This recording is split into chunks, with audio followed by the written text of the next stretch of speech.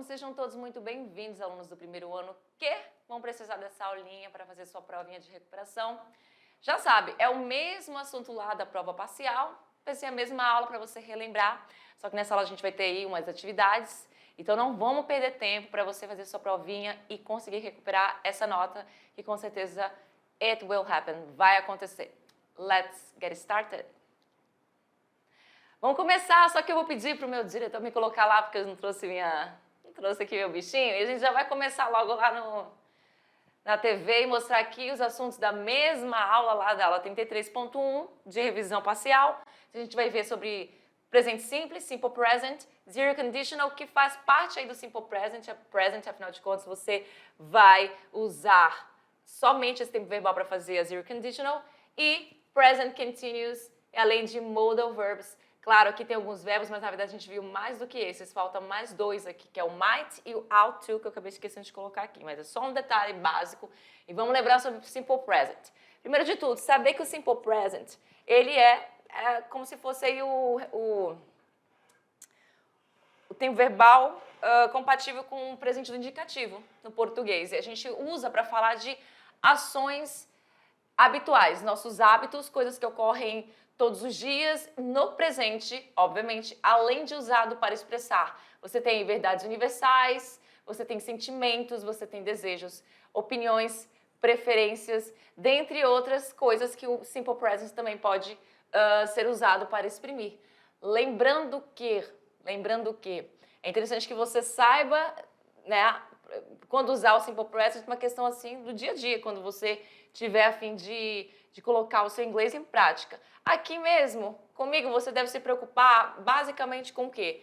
Com a questão de flexão verbal e como você faz frases na forma afirmativa, negativa e interrogativa, que é basicamente o que eu vou pedir na prova de vocês. Então, affirmative form, você tem aí sujeito, que pode ser pronome pessoal, pode ser substantivo, pode ser o nome próprio, qualquer coisa que serve como seu sujeito. Logo em seguida, na forma afirmativa, basicamente você tem aí o verbo. E esse verbo, ele sempre vem sem flexão verbal, exceto na terceira pessoa do singular. Então você tem aqui o verbo to like, que é o verbo gostar. Ele passa para cá na conjugação de eu gosto, você gosta, ele ou ela gosta, com conjugação apenas na terceira pessoa do singular. Somente com esses três aqui. Se no lugar de he tivesse, por exemplo, Pedro, Pedro é he. She tivesse Patrícia, Patrícia é she. E it tivesse, por exemplo, algum objeto, algum nome de um animal, ou a palavra the dog, the cat, algum animal, né, nome mesmo desse animal de forma geral, você também usaria o verbo na sua flexão. E essa flexão, você sabe que ela basicamente ocorre com es e es, e antes dele o famoso S. Então, são essas três formas aqui, onde eu tenho aqui o like, naquela regra de verbos que terminam com o quê? Na regra geral, né? Verbos que terminam não, porque na verdade esse aí faz parte da regra geral, onde você só acrescenta o S. E aí, lembrando lá das regras que eu passei para vocês, tá? Não sei se vai dar tempo de repetir aqui as regras, porque a gente tem um exercício para fazer, mas foca nessas regras aí, onde você vai fazer essa flexão na terceira pessoa do singular, somente na forma afirmativa, tá? Isso não acontece na forma negativa nem na interrogativa, porque você tem a presença de dois novos personagens, que é o do e o does. Eles são tanto o verbo de tradução, que significa fazer, esse aqui usado na terceira pessoa do singular, e o do usado com todos os pronomes pessoais, mas eles aparecem aqui sem nenhuma tradução, porque eles são verbos auxiliares, auxiliary verbs. E eles vêm sempre a tiracolo do sujeito e do advérbio de negação not, que sempre vem acompanhado, porque ele vai ser usado ali para fazer a negação. Sem ele não tem negação, então não vai ser forma negativa. E aí a gente também tem a contração do do not ficando don't e a contração do does not ficando doesn't, como aparece aí para vocês. Claro, lembrando que essa aqui é a forma mais correta de escrever, porque essa aqui e essa aqui, elas são informais.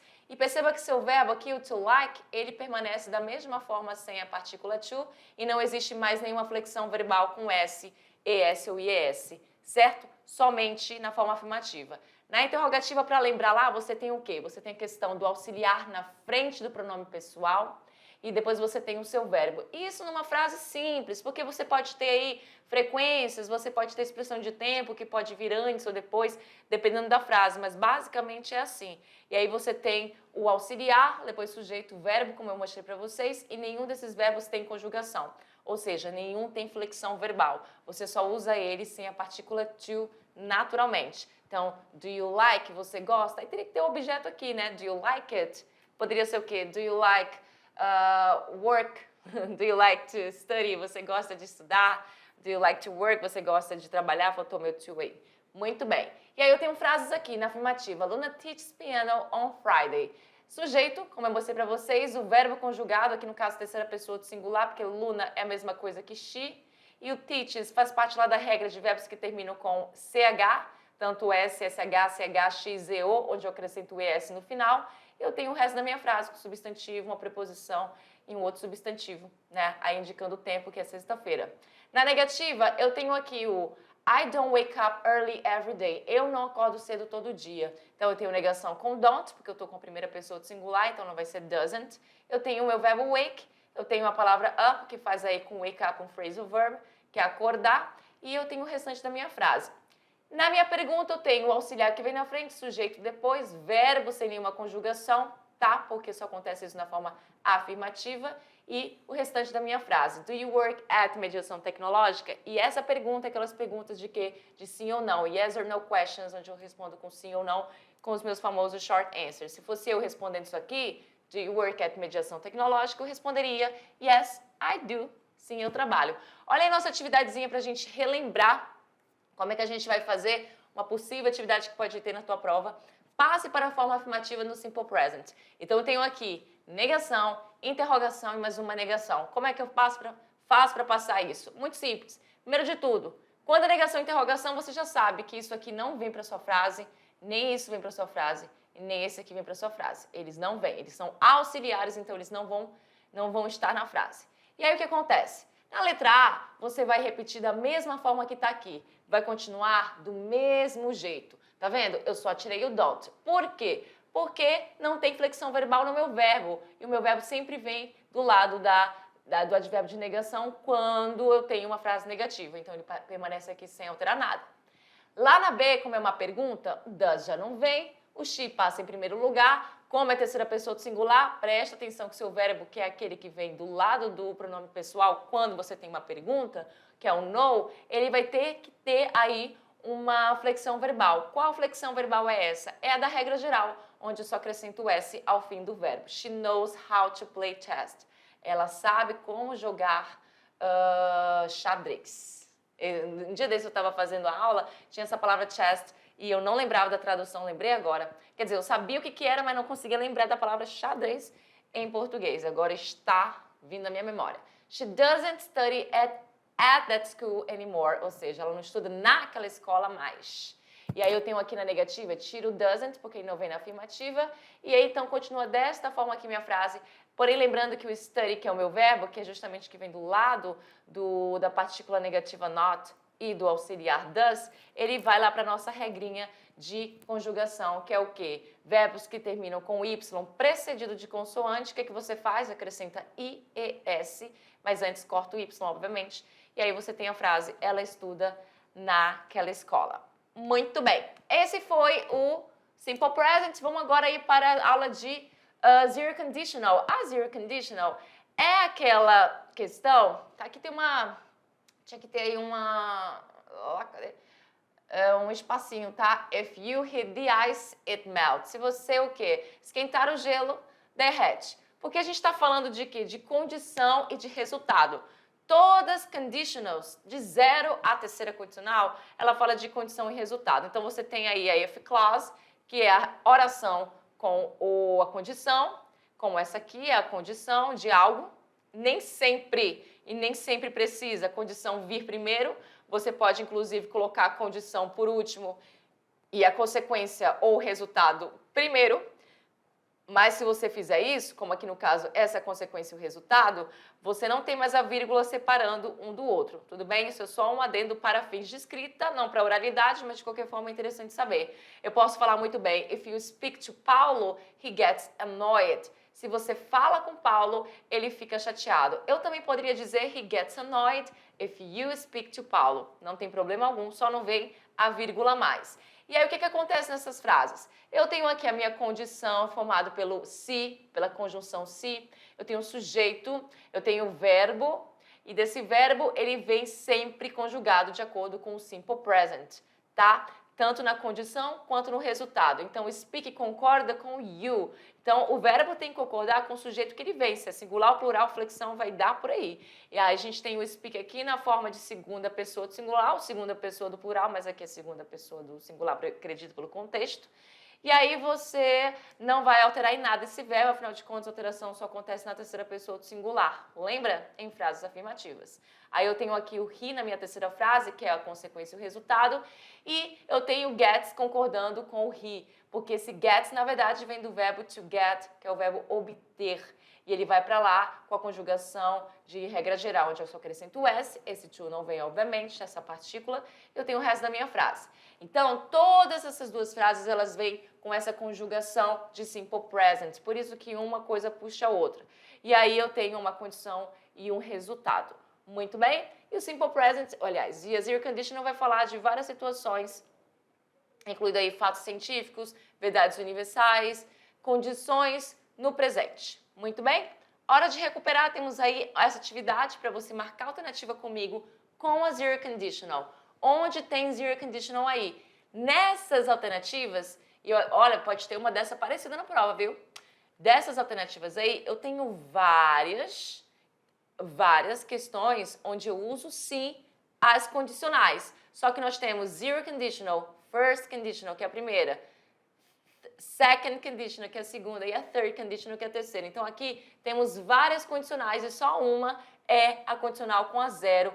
E como é que você faz para saber qual é com a zero? Bem, a que é a zero conditional sempre vai utilizar a flexão verbal e o tempo do simple present. Então, eu chego aqui e eu vejo que isso aqui não é presente. Esse had não é presente. Esse final aqui do verbo é passado. Isso aqui é um verbo modal, a gente não vai utilizar. Então, eu vejo aqui na B a mesma coisa, eu vejo passado. Você, nesse momento, já assistiu a aula de passado comigo, você está aqui na revisão, mas você já viu no início da terceira unidade a questão do passado simples. Eu vejo aqui o verbo modal também não tem nada a ver nessa questão com would. Aí eu tenho aqui também passado, eu tenho would de novo. E eu tenho aqui a questão do presente, mas aqui futuro. E aí já foge do que eu estou procurando, que eu estou procurando presente mais presente. São duas orações. Então eu tenho aqui na letra E, if you like dogs. Aí, inclusive, faltou aqui a minha vírgula. Eu falei tanto que eu não coloquei justamente na resposta correta. If you like dogs, se você gosta de cachorros, you are a good person. Você é uma boa pessoa. Então, um statement aí para dizer que se você gosta de cachorros, você é uma boa pessoa. Claro que isso não é uma verdade exatamente, mas é algo na brincadeira. Então, a gente tem aí you are a good person formado pelo quê? Pelo verbo to be no presente, tá, gente? É verbo to be no presente, então é presente simples. E o like, que é um verbo que está conjugado no presente, então é presente simples. Então, duas frases. Perceba que são duas frases, porque as duas têm sujeito, you, as duas têm uma ideia, sendo uma condição, e a outra o resultado. Elas só se juntam nessa questão aí para fazer a condicional, que a condicional é feita realmente por duas frases, uma ligando a outra. Muito bem, resposta correta, letra E, da número 2. Vamos lá para a aula de quê? Para a aula de continuous or progressive. Olha aí, vamos falar sobre o present continuous, que é o quê? Que é aquele tempo verbal que fala sobre ações que estão acontecendo no momento da fala. Então, um presente que está tendo continuidade, que está tendo progressão. E para isso você precisa lembrar que você sempre vai usar o verbo to be nessas questões. Verbo to be no presente. Vai ser am, is or are, dependendo do pronome pessoal que você utilizar, do sujeito. Am só vai usar com a primeira pessoa do singular, is somente com a terceira pessoa do singular, que é ele, ela e o it para objetos animais. Are vai ficar com todos os outros pronomes pessoais, tanto do plural quanto a segunda pessoa do singular, que é a mesma coisa da pessoa do plural, da segunda pessoa. E aí você precisa saber que esse verbo, ele é como se fosse o auxiliar, vai ser inclusive que vai fazer perguntas Quando for uma pergunta de sim ou não, como aqui você pode ver, are you leaving now? Então, o verbo to be passa para frente para fazer pergunta do sujeito. E aí não se esqueça que você precisa do verbo principal, que é o principal onde apresenta a questão aí da continuidade da progressão com o ing. Então, ao acrescentar ing ao verbo, ele vai dar essa questão de progressão. Então, nosso ando, endo, indo do português. Tem umas regras aí para você colocar esse ing, não é só colocando não. Por exemplo, verbos que terminam com e, você tira o e para acrescentar o ing. Verbos que terminam com y precedido de consoante, desta vez tu não faz nada, você só acrescenta o ing.